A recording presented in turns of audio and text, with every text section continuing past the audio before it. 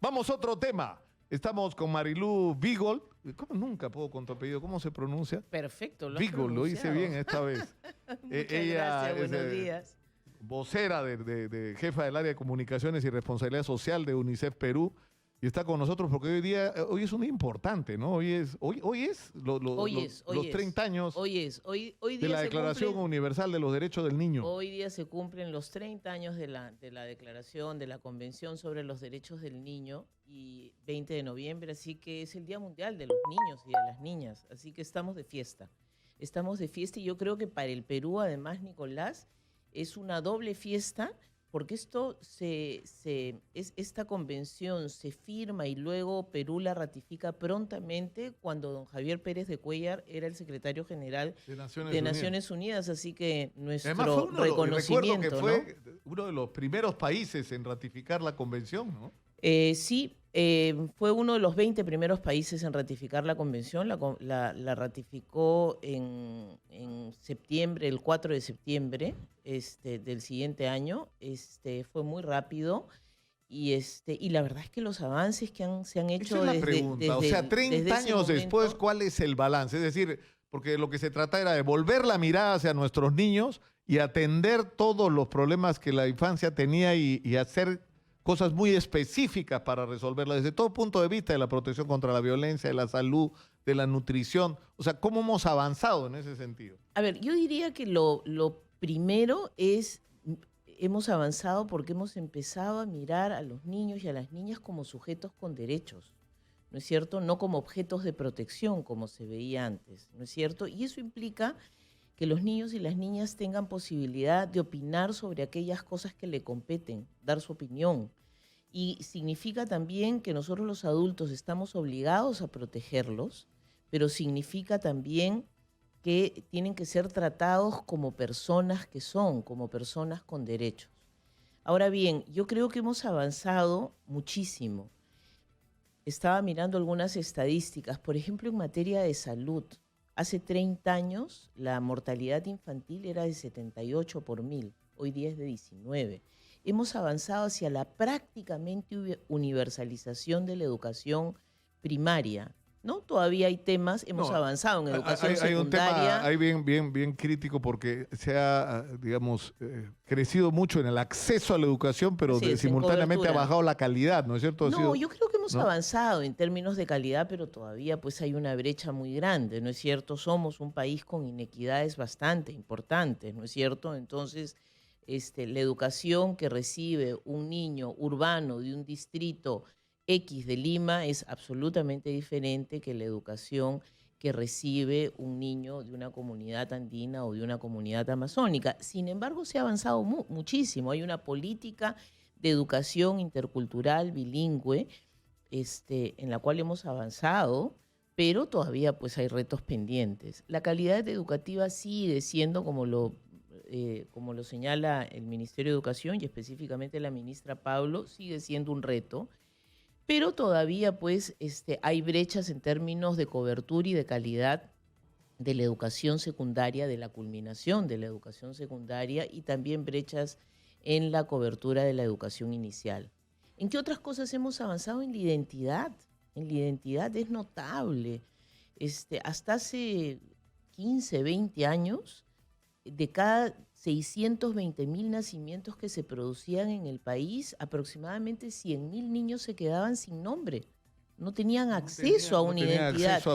En estos momentos... Con la universalización del DNI, ¿no es cierto? Y el acceso a las partidas de nacimiento también, claro, a los registros, ¿no? Y el DNI. Entonces, ahorita estamos llegando al 99%, 98, 99% en acceso a la identidad, pero nuevamente, ¿quiénes se quedan afuera? Se quedan afuera los niños que viven en comunidades más alejadas, cuyo origen es indígena, cuyos padres y madres tienen niveles de educación inferior, son los que se van quedando atrás. Y yo creo que hay que celebrar los logros, pero creo que también hay que plantear algunos retos todavía pendientes. El de la violencia contra los niños. El tema de la violencia es muy complejo. El tema de la violencia es muy complejo porque la violencia no es normal. Y las personas pensamos que la violencia, los adultos, muchos adultos piensan que la violencia sí es normal. Entonces, ¿qué es lo que pasa? Que cuando uno piensa, cuando las personas, cuando los adultos piensan que la letra con sangre entra, estamos normalizando la violencia y estamos haciendo de la violencia un hecho cotidiano privado, cuando la violencia debería ser, el trabajo contra la violencia debería de ser un hecho público. Debería de decirse públicamente que la violencia no es normal. 8 de cada 10 niños, niñas, adolescentes han sufrido algún tipo de violencia. 4 de cada 10 niñas algún tipo de violencia sexual. Eso no es posible. Si uno mira las encuestas, encuentras que, hay padres y madres, me parece que 4 de cada 10, que dicen, yo tengo derecho a pegarle a mis hijos. Padres y madres que piensan que el castigo físico es lo correcto. Entonces, no, además yo creo que piensan que por el hecho de ser los responsables de la familia, nadie puede entrometerse en ese espacio que supuestamente es privado, cuando no es así, ¿no es cierto? No es así, es un Ahora, hecho público. el problema es qué mecanismos tienen los chicos, y eso es la pregunta, ¿no es cierto? Tienes que hacer, por un lado, una labor de educación, de corrección, ¿no es cierto?, en la idea que la gente tiene sobre este tema, sino tienes que dar a los chicos que son víctimas, sobre todo en los casos extremos, canales de rescate, o sea, canales de comunicación para que puedan pedir auxilio, para que puedan ser rescatados de situaciones, sobre todo de violencia extrema y de violencia sexual, que es el otro problema. Yo creo, Nicolás, que hay dos caminos. Yo no soy una técnica en los temas de violencia, pero, digamos, la experiencia indica que hay que trabajar en dos caminos, en el camino de la prevención y en el camino de la respuesta. Y si uno mira, digamos, el presupuesto público y cómo se invierten los recursos, uno verá que la mayoría de los recursos que se invierten son básicamente en respuesta, los poquísimos recursos. Porque si miras el presupuesto público destinado a la niñez, que es más o menos el 23-24% del presupuesto general de la República, menos del 1% se invierte en temas de protección. Entonces ahí ya tenemos un problema, digamos.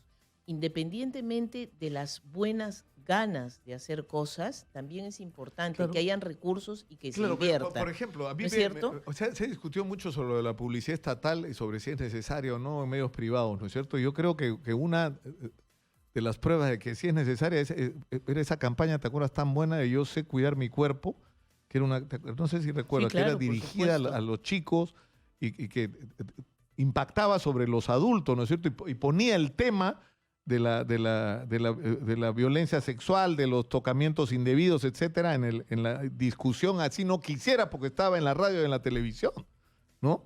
Entonces, yo creo que ese tipo de cosas son las que no deberíamos perder, ¿no? De ser sistemáticos y consistentes, ¿no? En este tipo de campañas, ¿no? Yo creo que lo que tú dices es absolutamente cierto. Creo que es bien importante que los chicos sean conscientes de los peligros que pueden enfrentar, pero creo que es más importante todavía que la concienciación, que la conciencia venga de parte de los adultos. Y tenemos que invertir a través de los medios de comunicación, que es importantísimo, y creo que hay que dedicarle mucho esfuerzo y recursos para invertir a través de los medios de comunicación, pero me parece también muy importante invertir en las comunidades, en el cara a cara, en usar mecanismos que existen en la comunidad, como las iglesias, los dirigentes comunales, las organizaciones sociales, para que se entienda que la violencia no es normal, que la violencia no es un método de cuidado de los niños, que la violencia no es un método educativo. Ahora, entonces, creo que es una combinación, porque cuando uno habla de digamos que la violencia está normalizada, quiere decir que existen prácticas sociales, ¿no es cierto?, que están, digamos, metidas en el ADN de las personas. Claro, normalizadas, ¿no? Como se dice, ¿no? Claro, no es normal. La violencia no es normal. Ahora, pasemos radicalmente a otro tema. Acabamos de hablar con Susana Barruti, esta investigadora, escritora argentina que ha venido para un evento bien importante sobre este tema de la alimentación. Y esto ha coincidido con los informes que se acaban de emitir en Naciones Unidas sobre la crisis de la obesidad que afecta sobre todo a los más chicos, ¿no? Entonces tenemos una crisis con eso, es decir, tenemos chicos que están comiendo muy mal y a partir de que comen muy mal son víctimas. O sea, Susana decía, en este momento un chico en promedio de 8 años ya consumió la misma cantidad de azúcar que un hombre de 80. Eso quiere decir que va a tener enfermedades y está empezando a tener enfermedades de un hombre de 80. O sea, tiene niños con diabetes, niños con hipertensión, niños con enfermedades cardiovasculares que no deberían tener, niños con hígados grasos, o sea, y por lo tanto expuestos a todo tipo de enfermedades inmunológicas y demás. Bueno, es decir, hay un tema ahí bien serio, ¿no? Ahí hay un tema bien serio. Yo creo que el Perú ha avanzado mucho con la ley de alimentación saludable. Ha avanzado mucho, además, con algunas iniciativas de promoción de prácticas saludables, por ejemplo, los kioscos escolares. Pero hay un camino por recorrer muy grande porque lamentablemente todos los alimentos... Me estás metiendo a un tema que no es el mío, así que si digo alguna barbaridad me perdonarán tus radioescuchas, pero digamos, lo que sucede es que todos los alimentos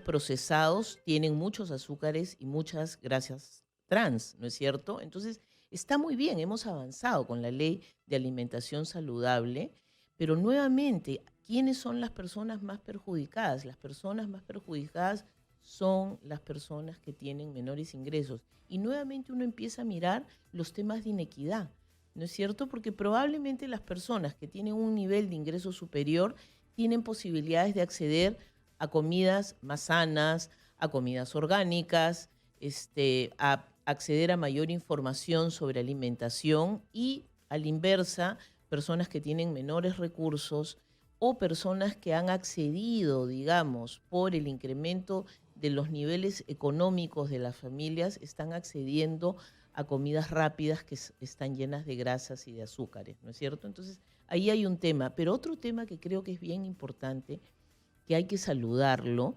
es el tema de la desnutrición crónica. Hemos mejorado la desnutrición crónica de una manera muy sustantiva, muy sustantiva. La anemia sigue siendo un tema pendiente, pero es importante señalar que el tema de la desnutrición, el tema de la anemia, son temas físicos.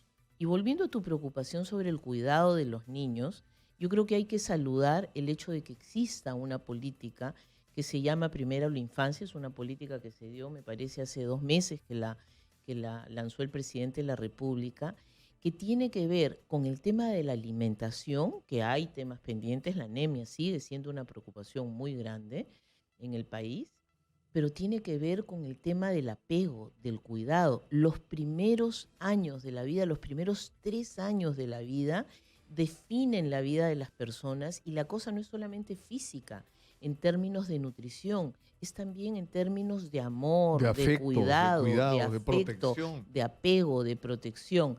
Por eso políticas, por ejemplo, como darle la hora de lactancia a las mamás, darle unos días de paternidad a los papás cuando dan a luz sus esposas, para que conecten con los niños, para que se hagan cargo los papás también de los niños, son cosas que hay que saludar, son cosas que hay que saludar. Bueno, muchas gracias a Mariluz Vigol de UNICEF por estar con nosotros esta mañana. ¿Va a haber algún evento? Sí, si me permites, claro. Si me permites, Nicolás, agregar un par de cositas. Hemos avanzado mucho en la primera infancia.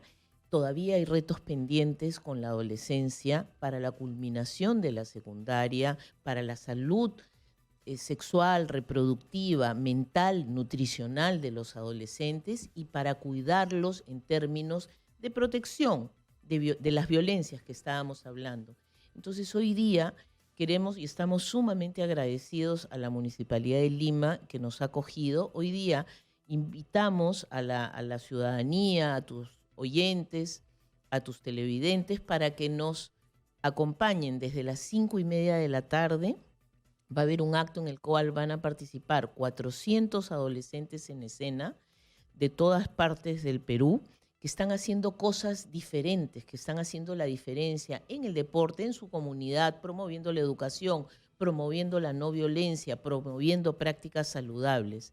Va a estar el presidente de la República también, nos van a acompañar varios ministros y agradecer además al ministro de Relaciones Exteriores que ha prologado una convención amigable conjuntamente con nuestra representante, una convención muy linda que está ilustrada por los mejores ilustradores latinoamericanos y que pretende hacer llegar de manera amigable el tema de la convención. Para que se cumplan los derechos de los niños, tenemos que usar todos los canales disponibles, Nicolás. Muchas gracias una vez más. Muchas gracias, a Marilu Nicolás, Bigor por estar con nosotros.